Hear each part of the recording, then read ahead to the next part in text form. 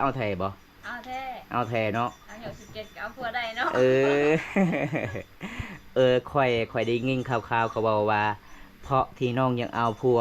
ก็คือไอ้พ่อเจ้าบ่ได้อยู่เฮือนบุษานบ่ได้ยินข่าวๆเจ้าเว้าบ่ได้อยู่บ่ได้อยู่พ่อยู่ป่าไปไปหากินตลอดหรือว่าจังใดจักแล้วบ่ฮู้พอบ่ฮักบ่แพงบ่คือไปพอบ่มือเฮือนเลยเนาะยันพ่อบ่ฮักบ่แพงเนาะถึงอยู่ป่าโอ้ก็เลยอยากเอาผัวแต่หักลูกหักเมียต้องอยู่เฮือนเนาะโอ้โดยเอาเซาเมาคันเวลาจะเอาผัวแล้วนี่ผู้ใดอีกจะซอยเวียกนำอีเมเจ้าเพราะว่าน้องสาวตัวน้อยๆยินข่าวๆในหมู่บ้านบ่มตาเขาว่าสาเหตุที่น้องเมาอยากเอาผัวก็คือน้องเมาเว้าว่า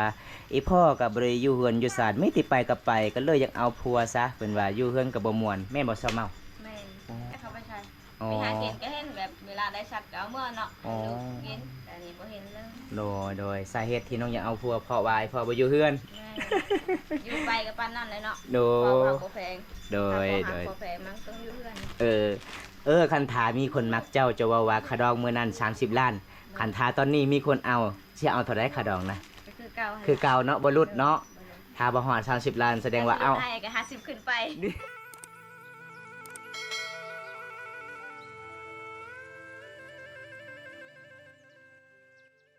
ถ้าสบายดีแล้วก็สวัสดีเด้อพ่อแม่พี่น้องมื้อนี้บอมตากะมาเยี่ยมมายามสาวเมาคือเก่าพี่น้องเอ้ยมีผู้ใหญ่ใจดีให้บอมตากะมาเยี่ยมมายามสาวเมาเด้มื้อนี้เด้เพราะว่ามื้อนี้บอมตากะหากันแล้วดำหน้าพี่น้องเอ้ยแต่ตากะยังบ่พอ3ไห้ก็เลยมื้อนี้ก็พักผ่อนพี่น้องไปหาสาวเมาจัดให้ตามคำขอผู้ใหญ่ใจดีจากประเทศไทยพี่น้องเอ้ยมื้อนี้ก็บอมตากะซื้อของมาฝากน้องเมากะหลากหลายอยู่เลยพี่น้องเอ้ยมื้อนี้ก็จะได้พอหรือบ่สาวเมาพี่น้องนี่จะเป็นเรื่องของสาวเมาเด้เห็นบ่พี่น้องในเมืองทางไหนมันก็จะเป็นป่าเมดเพื่อนสาวเมาอยู่กับแคมถนนเลยครับผมเมื่อนี้ก็มีเครื่องที่บอมตาซื้อมาพาของสาวเมากับมีหลายแนวอยู่พี่น้องเอ้ยแล้วก็มีคุมีข้าวปุ้นมีมักเฟสมีขนมมีเกลือมีสบู่พี่น้องครบสดพี่น้องเอ้ยจึงได้กะสิไปเยี่ยมสาวเมาก่อนพี่น้องสาวเมาจะใส่สาวเมาฮะสาวเมาไปใส่เอ้ยมาตั้งแต่ปอดุงบอยแต่บ่โอ้เพิ่นว่าอยู่เฮือนอยู่ศาลเดียวมันตาตากะได้ญาติขึ้นศาลก่อนพี่น้อง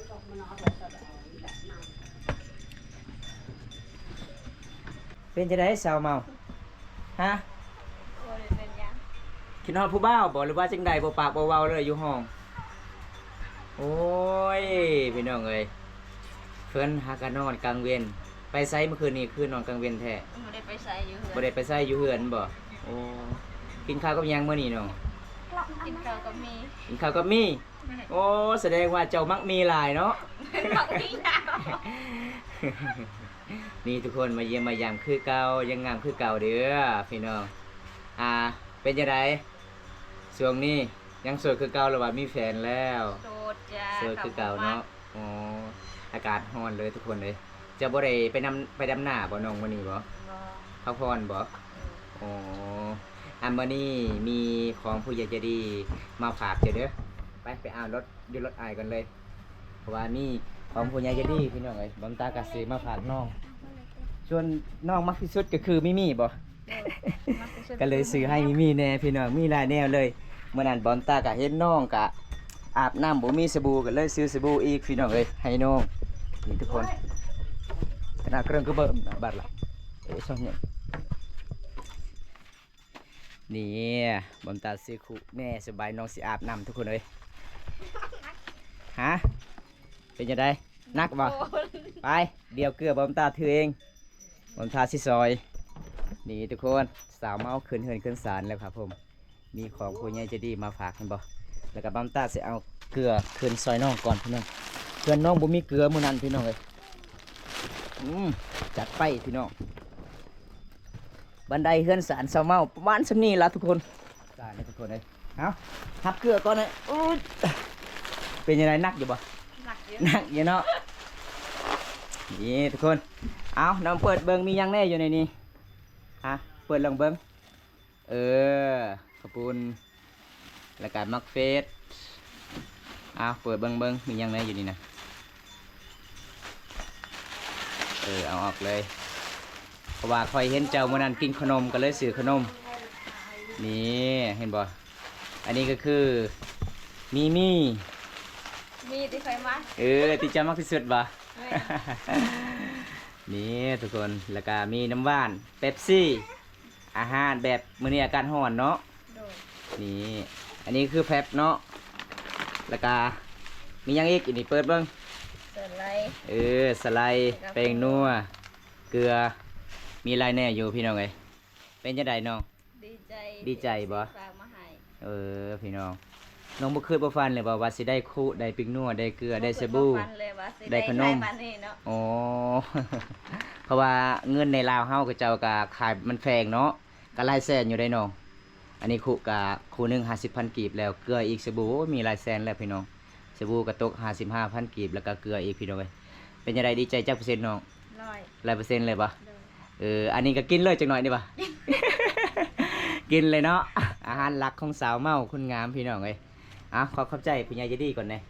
ขอขอบใจผู้ใหญ่สีดีสีฟ้าเครื่องมาให้ นี่ ขอให้อยู่ดีมีแฮง ขอให้ร่ำให้รวย ขอให้ร่ำให้รวย ดีใจจักเปอร์เซ็นต์ 100 100% โดย พันบ่ฮอดบ่ โอ้ยหอด ฮอดฟัน คันฮอดฟันแล้วก็มีอีกของมาฝากเจ้า มีอีกของคันให้เจ้าพี่น้องน้องว่ากว่า100%มื้อนี้มี1,000%พี่น้องเอ้ยแล้วก็มื้อนี้บอมตาก็ดีใจหลายพี่น้องมีผู้ใหญ่ใจะดีฝากเครื่องมาแล้วก็ฝากเงินมาให้บอมตามาสะพานบุญให้ อันนี้จะเป็นที่น้องๆก็บ่มีเนาะอีเฮือนเจ้าเนาะปิกนัวก็หมดมื้อนั้นเกลือก็เบิดสบู่สุก็เบิดสไลด์ก็เบิดเนาะมื้อนั้นเนาะโอ้ยพี่น้องเอ้ย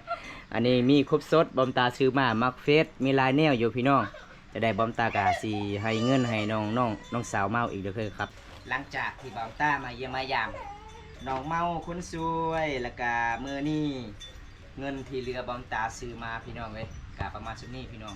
นี่ยังหลายเติบเด้1 2 3 4 5 6 7 8 9 10 11แล้วก็เงินผู้ใหญ่ใจะดีฝากมาให้น้องเมาแล้วแต่น้องสิใส่เด้อแล้วก็น้องสิซื้อหยังก็แล้วแต่ซื้อผู้บ่าวก็ซื้อโลด มันสิพออยู่บ่ชื่อผู้เบา ถ้าได้เงินแล้วน้องจะซื้อหยังนี่นะ ซื้อเสื้อ ซื้อเสื้อบ่ เสื้อกันยาย เสื้อกันยาวเนาะเอาเงินที่ยังดีๆผ่านมาเด้อวันนี้ก็บังตาก็มามอบในมือน้องเมาแล้วพี่น้องเอ้ยแล้วก็ซื้อลายแนวแล้วก็เลือดที่นำบังตาก็มอบน้องเมาเพราะว่ามีผู้ใหญ่ใจดีจากประเทศไทยเป็นน่าสงสารน้องเมาหลายก็เลยมื้อนี้บังตาก็จัดให้ตามคำขอผู้ใหญ่ใจดีจากประเทศไทยพี่น้องเอาไปพ่อนอีกผู้ใหญ่ใจดีจากบ้านนี่นบก่อน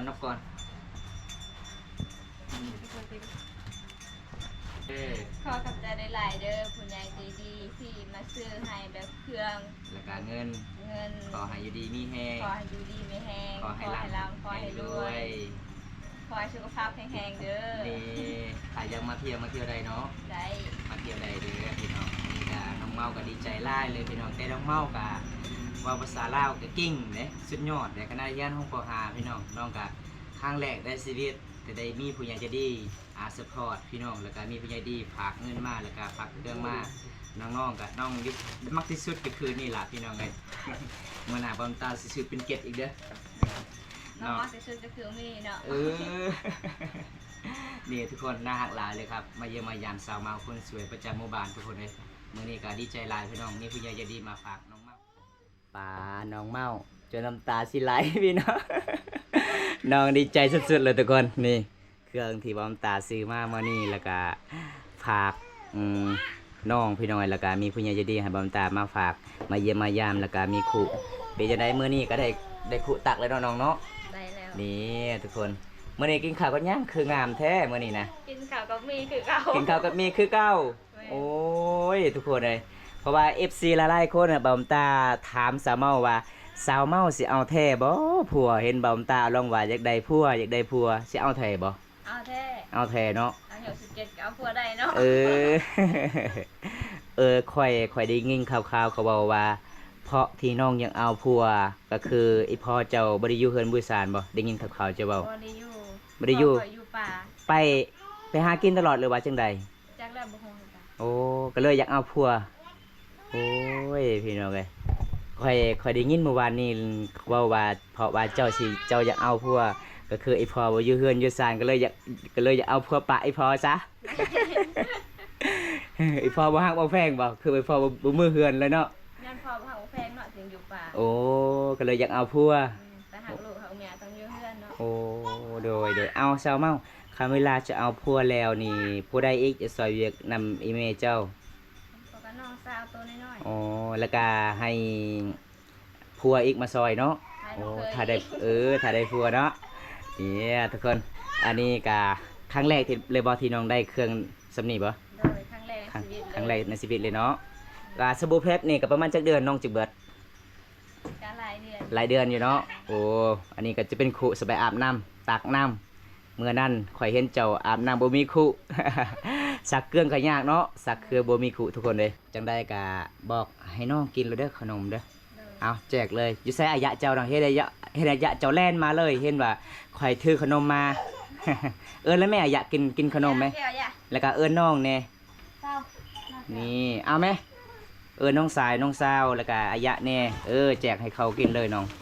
นี่มื้อนี้ก็สาวเมาก็ดีใจพี่น้องอันนี้จะเป็นน้องสายเด้อเห็นบ่น้องสายซ่องเนาะผู้หญิงหนึงบ่น้องเจ้าบ่โอ้ทุกคนนี่ Ui, por nyuar. Ah, teh. หมดคืออะไรจ้ะ มาพุ่น เอาเห็นบ่เพิ่นก็สิใจดีหลายเด้อพี่น้องสาวเมาเด้อหลังจากเพิ่นได้ขนมแล้วเพิ่นก็สิแจกน้องอีกแจกพี่น้องอีกไปเยี่ยมมายามเอาเจ้ากินลองเบิ่งเป็นจังไดขนมจากประเทศไทยผู้บ่าวไทยมาฝาก มีลายโม ปลาแซ่บอยู่บ่ลองเบิ่งเอาเป็นจังไดอร่อยไหมแซ่บหลายบ่ แซ่บหลายเลยเนาะ น้องเมาดีใจแฮงพี่น้องครั้งแรกในชีวิตที่แบบเขาเจ้ากาม ซื้อของมาฝากทุกคนเลย ต้มไปโบยไข่ชั่วกระยา มากินน้ำกันเด้อ นี่เอาปอนให้ซีนี่เด้อ เดี๋ยว นี่ เพิ่นบ่พี่น้องมาเยี่ยมมายามเพิ่นก็ใจดีหลายๆใจดีหลายเด้อพี่น้องเอ้ย เที่ยว ใส่ ได้เด้อ มาเที่ยวได้เนาะ ได้ เพราะว่ามีผู้ใหญ่ใจดีมื้อหน้าก็เพิ่นอยากมาเยี่ยมมายามเจ้าเพิ่นว่าเจ้ายังบ่แลห้องน้ำก็เพิ่นก็อยากซอยอีกเด้คันถ้าเจ้ายังมาเอาพัว อย่าพาเอากันเด้ออย่าพาเอากันเด้อเพื่อเด้อให้มันฮอด18 ปีกันเด้อคัน ขาย ท่า ชื่อมาเอา เออ โอ้ยพี่น้องไอ้บอมตากะคึดเศร้าเลยพี่น้องเพราะว่าได้ยินข่าวๆในหมู่บ้านบอมตาเขาว่าสาเหตุที่น้องเมาอยากเอาผัวก็คือน้องเมาเว้าว่าอีพ่อก็บ่ได้อยู่เฮือนอยู่ศาลไม่ติไปก็ไปก็เลยอยากเอาผัวซะเพิ่นว่าอยู่เฮือนก็บ่ม่วนแม่นบ่เศร้าเมา แม่แต่เมืองเขาอยู่เรือนน่ะ เจ้าเห็นอีพ่อไอ้แม่เขาก็อยู่เฮือนอยู่ศาล แม่ บัดนี้พ่อตัวเองบ่เห็นเลย เฮ้ โอ้เห็นอยู่เฮือนประมาณจักชั่วโมงแล้วล่ะอยู่ โอ้ยถึง1 ชั่วโมงแล้วก็ไป อ๋อจักไปยังเนาะบางทีก็ไปหากินบ่ บ่ฮู้เลย แจ้งเขาไปใช้ อ๋อ ไปหากินก็เห็นแบบเวลาได้ชัดก็เอาเมื่อเนาะ อ๋อ ลูกกินแต่นี่บ่เห็นเลย โดยสาเหตุที่น้องอยากเอาผัวเพราะว่าไอ้พ่อบ่อยู่เฮือน แม่อยู่ไปกับปานนั่นเลยเนาะ โด พอย บ่แพง โดย ถ้าบ่แพงมันต้องอยู่เรือน คันถามีคนมักเจ้าจะว่าคาดองมื้อนั้น30 ล้านคันถาตอนนี้มีคนเอาสิเอาเท่าใดคาดองนะ ก็คือเก่า คือเก่าเนาะบ่รุดเนาะถ้าบ่ฮอด30 ล้านแสดงว่าเอา ให้ก็50ขึ้นไป นี่ 50ขึ้นไปเด้อ ถ้าสิรุดให้ก็50ขึ้นไป ลดให้50ขึ้นไป ปกติสิเอาก็30เนาะ เด้อไปลดให้อีก50เนาะ นี่ทุกคนเลยมาเยี่ยมมายามน้องเมาคนสวยครั้งแรกในชีวิตน้องเมาได้เครื่องคองหลายปันนี่แล้วก็ได้เงินพี่น้อง อันนี้ก็น้องกะสิซื้อเสื้อเนาะนี่เอาไปเลยน้อง ได้มาเป็ดกินกับนี่มันนี่ อ๋อมื้อนั้น บุญเนาะ แม่มื้อนั้นมาเผ็ดกะสิเบิดเลยเนาะมื้อนี้กะสไลด์กะเต็มที่3-4ล้างบัดนี้ล้างถ้วยล้างจานมื้อนั้นบอมตาเห็นสไลด์น้องยังเหลือซ้ำนี้พี่น้องเอ้ยโอ้ย เดี๋ยวนี้หมดแล้ว มันเลยวะ หมดแล้ว นี่พี่น้อง สบู่ก่อนบอมตากระซื้อมาให้สบู่ล้างน้ำตากระซื้อมาให้ แล้วก็แฟบบอมตาซื้อมาให้ลืมบอมตาลืมก็คือแปรงสีฟันกับยาสีฟันลืมซื้อมาเมื่อหนาอีกเด้อเอาไปเลยน้องเอาไปอยู่ใส่ก็ได้นี่ทุกคนน้องก็ดีใจหลายได้อเห็นบ่มาเยี่ยมมายามเพื่อนน้องเพราะว่าน้องก็นอนอยู่นี่ล่ะพี่น้องเอ้ยเพราะว่าน้องก็อยู่เพื่อนมื้อนี้ก็ไอ้พ่อไอ้แม่ก็อีแม่จะไปใส่น้องเมา ไปออกให้ ไปเอาทางงานบ่ ไปเอาแห้งไปดำหน้า โอ้ ส่วนไอ้พ่อก็ยังบ่เห็นเลย บ่เห็นพอมีแต่ไปอยู่ป่าจะไปยัง อ๋อส่วนเจ้าห้องน้ำก็ยังบ่ทันได้แล้วเนาะ ยังบ่ ไอ้พ่อยังบ่เฮ็ดให้เนาะ ไปถ่ายมีแต่หมดกัน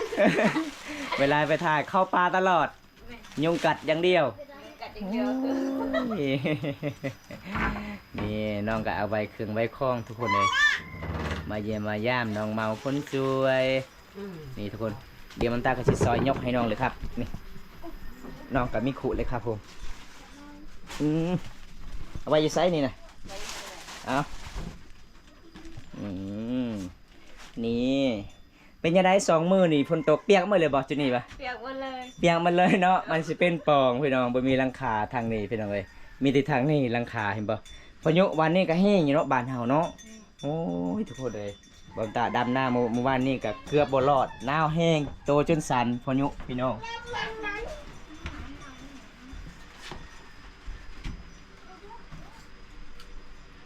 เป็นยังไงเป๊ปซี่ก็มักบ่คันบ่มักแล้วค่อยสิทอกทิมได้ น้องก็สิแช่ไว้ตู้เย็นครับเห็นบ่นี่ทุกคนมาเยี่ยมมายามน้องเมาคนสวยแบบนี้ล่ะพี่น้องเอ้ยเด้อล่ะ อย่าได้ เด้อหน่อยเวลามาเยี่ยมมายามเพื่อนสารเพิ่นเอาน้ำมากินเด้อทุกคนเอ้ยสาวลาวเขตนี่ก็ใจดีทุกคนเห็นบ่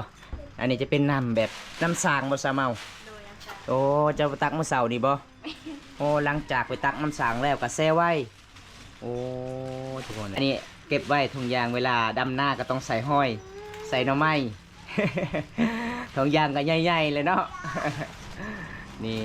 น้องก็ดีใจหลายทุกคนเลยมาเยี่ยมมายามเพราะว่าน้องก็นอนอยู่ทางผีน้องบ่คือประฟันเลยแบบบอมตามาเยี่ยมมายามได้บอกเพราะว่าบอมตาก็ขาเบียกแน่ดำหน้าแน่พี่น้องเอ้ยก็เลยบ่ได้ไปเยี่ยมไปยามน้องคือเก่าทุกคนมื้อนี้ก็มาคือเก่าพี่น้องจัดให้ตามคำขอผู้ใหญ่ใจดีจากประเทศไทยให้บอมตามาเยี่ยมมายามพี่น้องน้องเมาหลังจากที่เจ้าได้เงินแล้ว เจ้าต้องไปเสียงไว้อยู่ทางนั้นไงบ่ ระวังเด้อจะเสียงไว้ทางนั้นผู้บ่าวมาลักอีกเด้อเงินนี่ก็ไม่เป็นง่ายเลยเพื่อไปได้เงินก้อนซ้ำนี่อันนี้มันเงินที่ผู้ใหญ่ใจดีเห็นเจ้ากับบุมีหย่างเมื่อนั้นแล้วก็พากเงินมาแล้วก็ให้เจ้าซื้อหย่างกันแล้วแต่เจ้าด้วยน้องเด้อ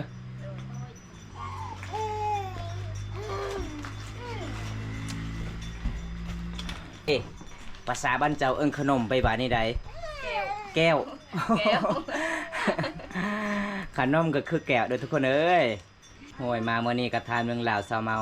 เกี่ยวกับสาวเมาก็สิเอาผัวเพราะว่าน้องเมาว่ายังเอาผัวเพราะว่าอีพ่อบ่ได้อยู่เฮือนเลยก็เลยเอาอยากเอาผัวอยากสร้างครอบครัวเนาะอ๋อเพราะว่าคันเฮาอยู่เฮือนอยู่สร้างก็ไอพ่อก็บ่เห็นตลอดเลยเนาะหลังจากที่เนาะที่อ้ายมามอบเครื่องแล้วน้องก็ดีใจหลายเนาะครั้งแรกในชีวิตก่อนอ้ายสิกลับเฮือนกลับสร้างขอขอบใจอีกเทื่อนึงแน่ผู้ใหญ่ใจดีแน่ ขอขอบใจผู้ใหญ่ใจดีที่ซื้อเครื่องมาฝากเนาะขอให้อยู่ดีไม่แห้งขอให้ร่ำขอให้รวย นี่ขอให้สุขภาพตลอดไปแข็งแรงเนาะนี่พี่น้องถ้าเพื่อนอยากมาเยี่ยมมายามให้เพื่อนมาเยี่ยมมายามใดบ่ ได้ นี่พี่น้องแต่ค่ารองเพื่อนว่า30 ล้านแต่รุ่นไฮ50 ล้านก็เอา นี่ทุกคนเลยมาเยี่ยมมายามสาวเมาคนสวยเมื่อนี้ก็ขอขอบคุณหลายๆผู้ใหญ่ใจดีจากประเทศไทยที่เชื่อมั่นและมั่นใจบอมตาคนนี้มาสะพานแทนบุมาสะพานบุญไห้พี่น้องไอ้เมื่อนี้บอมตากะสิกลับเพิ่งกลับสานก่อนพี่น้องไอ้ตอนนี้ไอ้กลับก็เดินน้องเบ้อเมื่อหน้าพบพอกันใหม่เนาะเอาบายบายบันส่วนบายบาย